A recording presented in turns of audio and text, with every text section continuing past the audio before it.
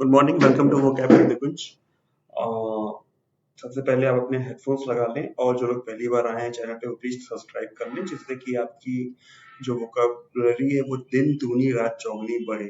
अच्छा, दिन दूनी रात चौगुनी को इंग्लिश में बोले तो कैसे बोलेंगे? By leaps and bounds. ठीक है, चलिए शुरू करते हैं आज का एडिटोरियल। आज का एडिटोरियल है जो सुप्रीम कोर्ट ने मिस्टर पेरारी वलन को रिलीज कर दिया है। ठीक है, तो it says that the release of Perarivalan is no endorsement of any claims of any claim of innocence. जो एंडोर्समेंट हमारा पहला वर्ड है, इसका मतलब होता है अप्रूवल, फॉर्मल और एक्सप्लिसिट अप्रूवल। एक्सप्लिसिट मतलब कि there is nothing implied, nothing left to be implied, everything is very clear. ठीक है, तो जो पेरारी वलन की रिलीज हुई है, it is not endorsing anything, it is not there is no such approval that he was innocent। ठीक है, इससे कोई लिंक नहीं करना चाहिए। Next word is invoke. Invoke का मतलब मालूम है क्या होता है? जादू से किसी को प्रकट कर देना, लेकिन यहाँ पे इसका अलग सेंस यूज हो रहा है। Obviously supreme court has invoked इस एक्स्ट्राऑर्डिनरी पावर। सुप्रीम कोर्ट ने अपने एक्स्ट्राऑर्डिनरी पावर को इस्तेमाल किया है, किस लिए? To release A G Perarivalan, one of the 7 convicts in the Rajiv Gandhi assassination case. Assassination का मतलब होता है जब पॉलिटिकली किसी को जान से मार देते हैं, उसको एक असैसिनेशन का एक सेंस वो होता है।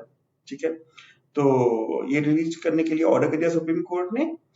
और for whose freedom his mother, जिसके फ्रीडम के लिए उनकी mummy, many political party and watch session of public opinion, कई सारी पॉलिटिकल पार्टी जो पब्लिक ओपिनियन के कई सारे सेक्शंस, फैले हुए सेक्शंस कैंपेन कर रहे थे। कैंपेन का क्या मतलब होता है? कैंपेन का मतलब होता है कि एज अ वर्ब कि किसी कॉज के लिए अपने आप को बिल्कुल लगा देना, एफर्ट डालना। ठीक है, लगातार फॉर इयर्स, सालों से कर रहे थे कैंपेन।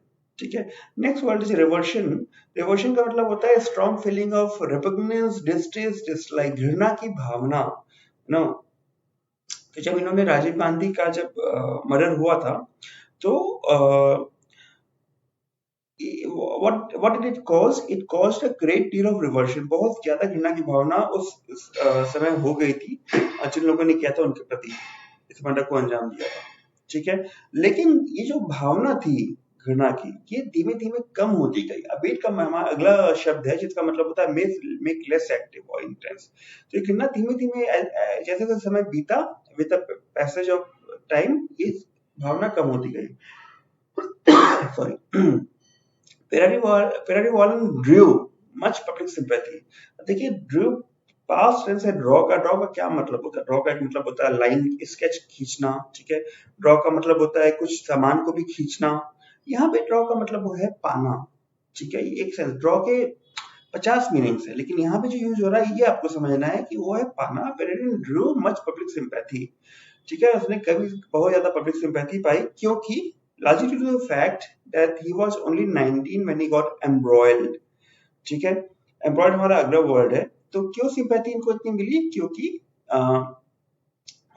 वो केवल 19 साल के थे जब वो एसेसिनेशन प्लॉट में शामिल किए गए। ठीक है, एम्ब्रॉयड मतलब होता है force into some kind of situation, किसी को फोर्सफुली कुछ काम करवाना। ठीक है, and later revelations that a portion of his confessional statement was improved by a police officer। बाद की जो रिविलेशन है, रिविलेशन मतलब रिवील करना, मतलब क्या होता है? रिवील करना मतलब होता है दिखाना, शो करना। ठीक है, जो चीज छुपी हुई है। रिविलेशन का उसका नाउन वाला फॉर्म है, जिसका मतलब होता है कि कुछ बाहर जो चीजें निकली, जो डॉक्यूमेंट्स आए या जो प्रूफ्स आए, वो ये दिखाते हैं कि a portion of his confessional statement. Confession हमारा अगला वर्ड है, इसका मतलब होता है written document which in which an offence is acknowledged and signed. जैसे कि मैंने अगर कोई क्राइम किया है, तो अगर मैं कुछ लिख के और साइन करके दूंगा कि हाँ मैंने ये क्राइम किया, तो वो एक कॉन्फेशन होगा। ठीक है, तो कॉन्फेशनल स्टेटमेंट ये होता है, और इसे इम्प्रूव किया करवाया था एक पुलिस ऑफिसर ने, जिससे कि उसका क्राइम और ज्यादा वर्सन हो जाए। तो link his purchase of battery to the one used in the bell bomb that was used in the suicide bombing. ठीक है, but essentially the verdict of the 3-member bench is an indictment of the disregard for federal norms।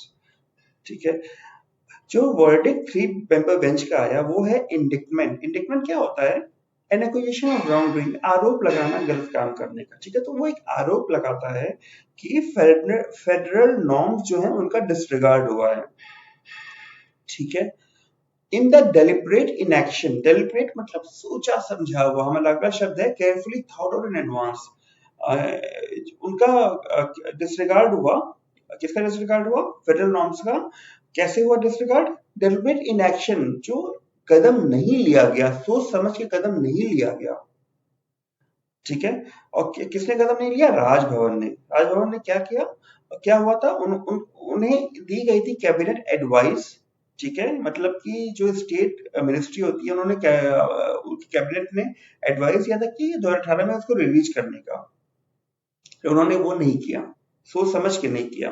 ठीक है, going by the Union government's arguments, one can discern that it was center's guiding hand। ठीक है, discern हमारा अगला शब्द है जिसका मतलब होता है अंडरस्टैंड। ठीक है, समझना। तो यूनियन गवर्नमेंट के जो आर्गुमेंट आ रहे हैं कोर्ट में, या जो भी आर्गुमेंट आए हैं, उससे ये समझा जा सकता है कि वो सेंटर का गाइडिंग हैंड था, सेंटर का केंद्र का हाथ था, जिसकी वजह से लेट हुई, डिले हुआ।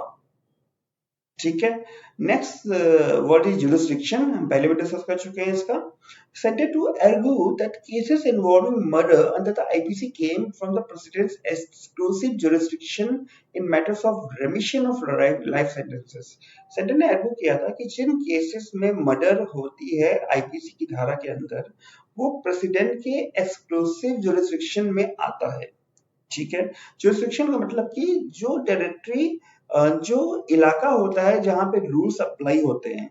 फॉर एग्जांपल, दिल्ली पुलिस की जो जुरिस्डिक्शन है वो दिल्ली के अंदर होगी, यूपी पुलिस की यूपी पुलिस के अंदर होगी, यूपी के अंदर होगी। ठीक है, तो ये जो प्रेसिडेंट का जुरिस्डिक्शन है वो मर्डर अंडर आईपीसी जो होती है केसेस, वो उसके ऊपर होती है। ठीक है, अच्छा, किस मामले में होती है? In matters of remission of life sentences. Life sentences जो दे दिए जाते हैं कि उनको उनके रेमिशन के मामले में। रेमिशन का क्या मतलब होता है? Reduction in the term of sentence of imprisonment, sorry. ठीक है, तो जो लाइफ सेंटेंस दिया गया है, जो भी सजा दी गई है, उसको कम करने के मामले में इनका जुरिस्डिक्शन होता है। तो सेंटर ने ये आर्ग्यू किया था। ठीक है, court has put an end to all doubts by holding that the governor is bound by the state cabinet advice. Court ने सारे डाउट्स को खत्म कर दिया ये कहते हुए कि गवर्नर जो है वो स्टेट कैबिनेट के एडवाइस के अनुकूल चलने के लिए बाध्य हैं, बाउंड है। ठीक है, when acting under Article 161 of the Constitution, that is reference to President was inimical to the scheme of the Constitution। ठीक है, कि उन्होंने जब प्रेसिडेंट को रेफर किया, ठीक है, ये केस को, तो वो जो है it was not friendly, it was unfavourable to the constitution. वो कॉन्स्टिट्यूशन के अनुकूल नहीं था, प्रतिकूल था। ठीक है, and that remission in remains in firmly under the state jurisdiction. और जो वो कम करने का कम करने की सेंटेंस को कम करने की बात है, वो स्टेट की जुरिस्डिक्शन के अंदर ही आती है। ठीक है, even when a constitution bench while resolving legal questions over the statutory power of remission, the center CRPC held that the जब कॉन्स्टिट्यूशन बेंच जो है वो जब लीगल क्वेश्चंस को रिजॉल्व कर रही है कि सीआरपीसी के अंदर रेमिशन की पावर किसके अंदर आती है, उसने कहा था कि release of this convicts would require the centres concurrence. Concurrence हमारा अगला वर्ड, इसका मतलब होता है सहमति, एग्रीमेंट ऑफ ओपिनियंस। उसने कहा था कि जो ये कॉन्विक्शन की रिलीज जो है वो सेंटर की सहमति उसमें चाहिए होगी। और it had made it clear that the constitutional powers of the president remain untouched। कि प्रेसिडेंट और गवर्नर की जो पावर्स हैं उनको छुआ नहीं जाना चाहिए इन केसेस में। In the light of this, and the position that remission powers exercised solely on cabinet advice, there was no infirmity in the state's recommendation। इस बात को ध्यान में रखते हुए कि जो रेमिशन की पावर्स है वो कैबिनेट के एडवाइस के ऊपर ही केवल डिपेंड करती है, केवल कैबिनेट के एडवाइस के ऊपर डिपेंड करती है। जब स्टेट ने रिकमेंड किया गवर्नर को, तो उसमें कुछ इन्फर्मिटी नहीं थी, मतलब उसमें कुछ वीकनेस नहीं था, क्योंकि गवर्नर को क्या करना चाहिए था, उन्हें कैबिनेट के डिसीजन को मान लेना चाहिए था। नो, बट उन्होंने क्या किया, उन्होंने प्रेसिडेंट को भेज दिया। ठीक है। While the bench has done well to put an end to doubts about the governor's revision power in the manner is exercised, a sticking point remains. Bench ने सही किया, सारे डाउट्स को किनारे करते हुए, सारी शंकाओं का समाधान करते हुए कि गवर्नर के रिविजन पावर कितनी है और कि उनको कैसे एक्सरसाइज करनी चाहिए, क्या मैनर होना चाहिए उनका एक्सरसाइज करने का इस पावर को। Sticking point remains. Sticking point क्या होता है? स्टिकिंग पॉइंट मतलब एन ऑब्स्टिकल टू प्रोग्रेस। ठीक है, कोई एक बाधा बची हुई है। क्या बाधा है, आइए जानते हैं। Nothing has been said on what should be done when the absence of any time frame for the president or government is cynically exploited to indefinitely delay executive decision। लंबा वाक्य, आइए देखते हैं क्या कह रहा है। इसके बारे में कुछ भी नहीं कहा गया है कि क्या होना चाहिए जब कोई टाइम फ्रेम ना हो, ठीक है, प्रेसिडेंट और गवर्नर के लिए, और उससे क्या होता है, सिनिकली एक्सप्लॉइट होता है। सिनिकली का यह मतलब होता है कि ऐसा दिखाना कि आप केवल अपने बारे में ही इंटरेस्टेड हैं और सिंसियर नहीं है। ठीक है, सिंसियर नहीं होना यहाँ मेन मीनिंग है कि वो सिंसियर नहीं होके ये जो एब्सेंस है, इट इज एक्सप्लॉइटेड। ठीक है, ये टाइम फ्रेम का एब्सेंस है, मतलब कि टाइम फ्रेम नहीं दिया गया है कि कितने समय में इसको रिजॉल्व करना है। तो इस चीज को लोग एक्सप्लॉइट करते हैं, गवर्नर और प्रेसिडेंट एक्सप्लॉइट करते हैं to indefinitely delay executive decisions. अगर वो कुछ भी नहीं बोलेंगे, ना हाँ बोलेंगे ना बोलेंगे, तो क्या होगा, एग्जीक्यूटिव के डिसीजंस डिले हो जाएंगे इंडेफिनिटली। Getting my point? ठीक है।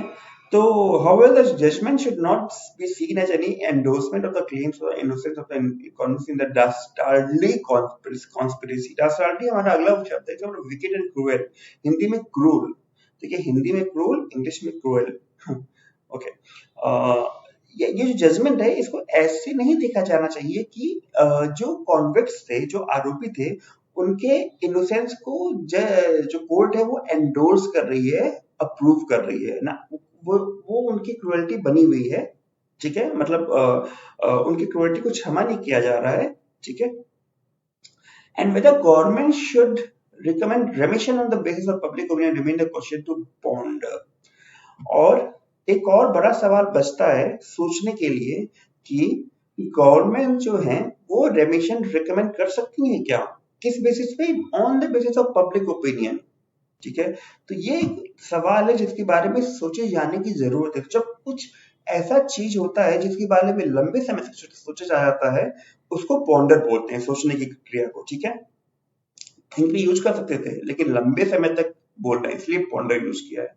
ठीक है, तो ये था आज का एडिटोरियल, ये थी आज की answers. If you are liking this series, please go ahead and like this session and please share in your friend groups as well. ठीक है, friends groups. Thank you for watching, bye bye.